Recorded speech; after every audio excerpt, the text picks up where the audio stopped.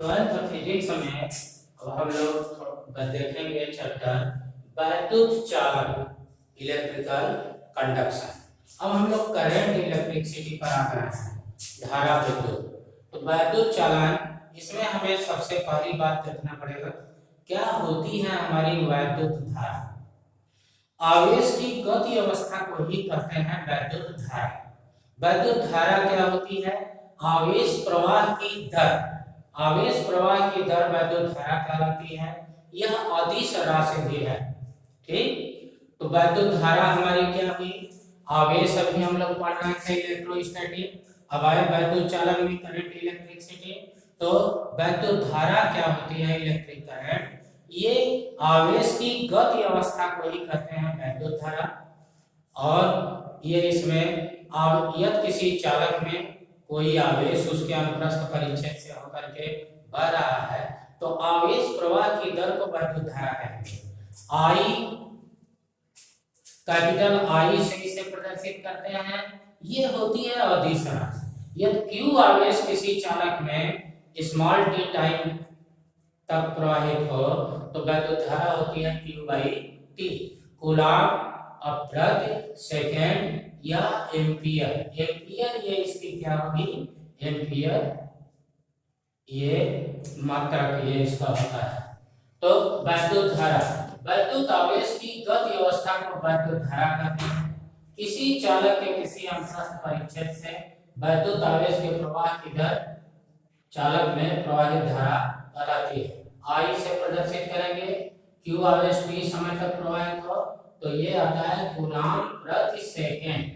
ये इसे सेकेंड कर लीजिएगा या एम्पियर ये इसे बोलते हैं, ये सेकेंड। ठीक, अब वैद्युत धारा की दिशा क्या होती है?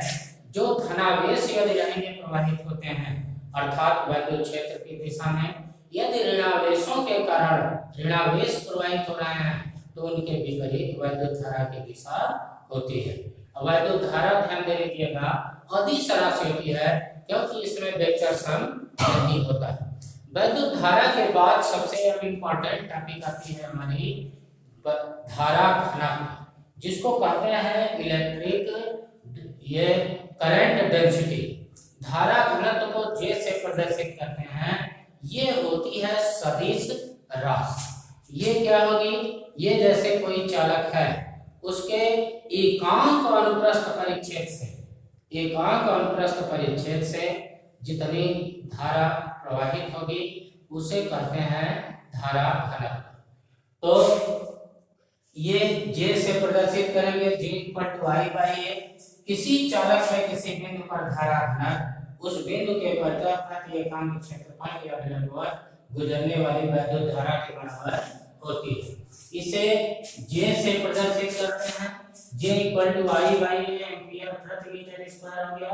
यहाँ देखिए I equal to J A ये हो जाता है। तो हम आपको बता दें यहाँ जो A है क्षेत्रफल, वो एरिया वेक्टर मतलब क्षेत्रफल के लंबवत दिशा, और ये इन दोनों का धारा घनत्व और क्षेत्रफल का अनुप्रस्थ परिच्छेद जो कि होता है लंबवत ये इसके दिशा। तो ये जो आया इन्हीं का डॉट गुणन होता है। एक धारा घनत्व और एरिया का हम डॉट गुणन ले लें, जैसे एक डॉट b बराबर b cos थीटा होता है, वो चीज होता है। उसके बाद आप देखिए वैद्युत चालन क्या होगा। जैसे चालक तार है कोई, तो उसमें आवेश एक स्थान से दूसरे स्थान को जो प्रवाहित होता है उसी को बोलते हैं वैद्युत चालन। वैद्युत चालन इलेक्ट्रिकल कंडक्शन, आवेशित कणों का एक स्थान से दूसरे स्थान तक स्थानांतरण वैद्युत चालन कहलाता है। अब तीन टॉपिक हम ऐसे समझा रहे हैं, फिर नोट्स देंगे आपको। मुक्त इलेक्ट्रॉन क्या होता है? Free electron. ध्यान दे लीजिए, जैसे आपका चालक पदार्थ है धात्विक, तो प्रत्येक पदार्थों को हम लोग मानते हैं कि परमाणुओं से मिलकर के बना है। तो परमाणु में क्या होगा? नाभिक होता है। नाभिक में प्रोटॉन और न्यूट्रॉन है। इलेक्ट्रॉन आउटर ऑर्बिट में ये रिवॉल्व करते हैं। तो इलेक्ट्रॉन जो वृत्तीय कक्षा में घूम रहे हैं, इलेक्ट्रॉन ऋण आवेश है, उसके और धन आवेशों के बीच में लगता है ये वैद्युत आकर्षण बल। तो जो धात्विक पदार्थ हैं जिनमें सुचालकता है, ये वैद्युत आकर्षण बल बहुत ही क्षीण होता है। तो क्षीण आकर्षण बल के कारण ये इलेक्ट्रॉन चालक पदार्थ में ही अपनी कक्षा से मुक्त हो जाते हैं और अनियमित गति करते रहते हैं। इन्हीं को कहते हैं मुक्त इलेक्ट्रॉन। चूंकि चालन के लिए यही इलेक्ट्रॉन जिम्मेदार है, इसलिए इनको कहते हैं हम चालक इलेक्ट्रॉन भी कहते हैं। तो फ्री इलेक्ट्रॉन ये हुई। फ्री इलेक्ट्रॉन, मुक्त इलेक्ट्रॉनों की संख्या किसी भी पदार्थ में जितनी अधिक होगी उसमें चालकता का गुण उतना ही अधिक होता है। उसके बाद आया मुक्त इलेक्ट्रॉनों का अपवाह वेग। अब ये देखिए आप कि कोई मान लीजिए ये चालक तार है, चालक तार। अब ये चालक तार ये ऐसे करके होगा, इसमें ये फ्री इलेक्ट्रॉन है, ये फ्री इलेक्ट्रॉन।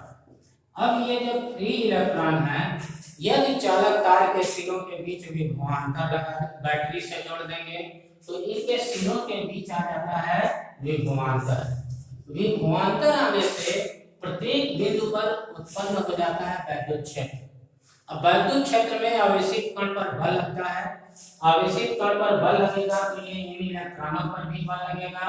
यदि ये गति करने के लिए स्वतंत्र है तो ये गति लगेंगे करने, लेकिन इन इलेक्ट्रॉनों की ये धनायन जो होंगे इनसे बार बार टक्कर होती है, और जब ये टक्कर होगी तो त्वरित गति न मिल करके औसत नियत वेग ही इलेक्ट्रॉनों को मिल पाता है। इसी को कहते हैं मुक्त इलेक्ट्रॉनों का अनुगमन वेग। ये मुक्त पथ क्या होता है? दो धनात्मक ये टक्कर जो होगी, इनके बीच की जो लंबाई होगी, जितनी दूरी चलेगा, उसी को कहते हैं मुक्त पथ, फ्री पथ। और इनमें दो क्रमागत धनायनों से टक्करों के बीच जो समय लगता है उसे कहते हैं रिलैक्सेशन टाइम या श्रांति काल। अनुगमन वेग और वैद्युत धारा के बीच जो संबंध आएगा वो I = NE मीटी होता है। यह में क्या होता है? चालक तार के एकांक आयतन में इलेक्ट्रॉनों की संख्या, और E इलेक्ट्रॉनों का आवेश, A चालक तार का अनुप्रस्थ परिक्षेप, और VD ड्रिफ्ट वेलोसिटी कहते हैं अनुगमन वेग को। ये तो इन चीजों का नोट्स आपको दिया जाएगा और इसको कल डिराइव करेंगे। ये इतनी थोड़ी सी जो चालक की एलिमेंट्री नॉलेज ले लीजिए।